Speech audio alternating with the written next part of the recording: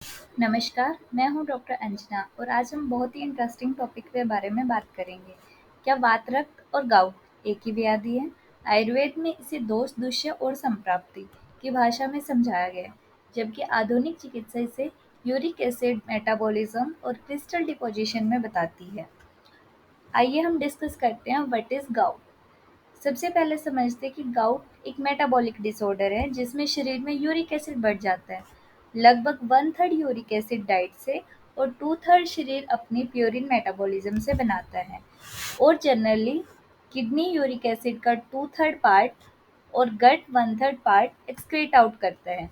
जब शरीर में यूरिक एसिड का प्रोडक्शन ज़्यादा होता है या फिर एक्सक्रीशन कम होता है तो हाइपर यूरिसीमिया की स्थिति बनती है।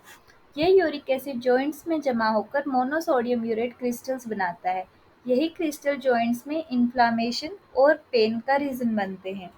जनरली स्टार्टिंग में फर्स्ट मेटाटार्सोफेरेंजियल जॉइंट को अफेक्ट करता है, बाद में हाथ पैर और अन्य जॉइंट्स तक फैल जाता है। अब हम बात करते हैं व्हाट इज वात रक्त। जब वात और रक्त दोनों कुपित होकर शिरा और संधियों के मार्ग में रुक जाते हैं, वही रोग वात रक्त कहलाता है।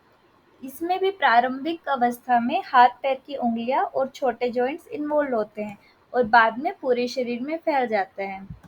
वात स्वभाव से सूक्ष्म और सर्वसंधिगामी है और रक्त पूरे शरीर की धमनियों में प्रवाहित होता है।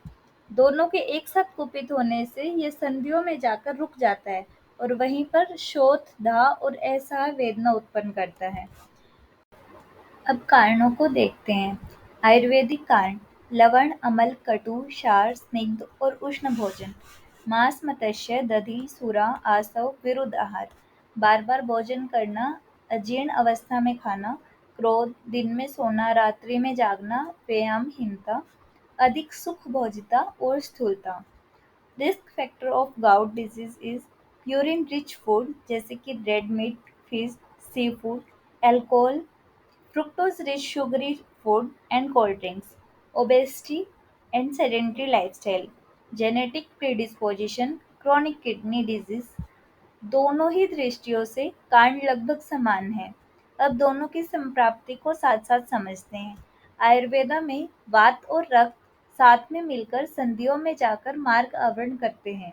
पित्त के संयोग से शोथ, दाह और असह्य वेदना को उत्पन्न करते हैं। Modern science hyperuricemia urate crystal joints में डिपॉजिट होकर न्यूट्रोफिल को एक्टिवेट करते हैं, जिसकी वजह से साइटोकाइन रिलीज होते हैं। वो तीव्र दर्द, रेडनेस और स्वेलिंग को करते हैं। दोनों में ही संधियों में ऑब्स्ट्रक्शन, इन्फ्लामेशन ही मुख्य पैथोलॉजी है। शुरुआत में हाथ पैर की उंगलियों से होती है, धीरे धीरे क्रॉनिक होने पर डिफॉर्मिटीज भी हो सकती हैं।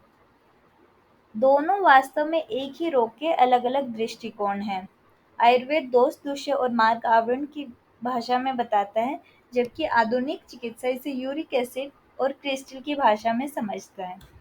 सही आहार विहार और समय पर चिकित्सा दोनों को ही नियंत्रित किया जा सकता है। अगर आपको ये वीडियो इन्फॉर्मेटिव लगी तो लाइक, शेयर एंड सब्सक्राइब कीजिए। Thank you.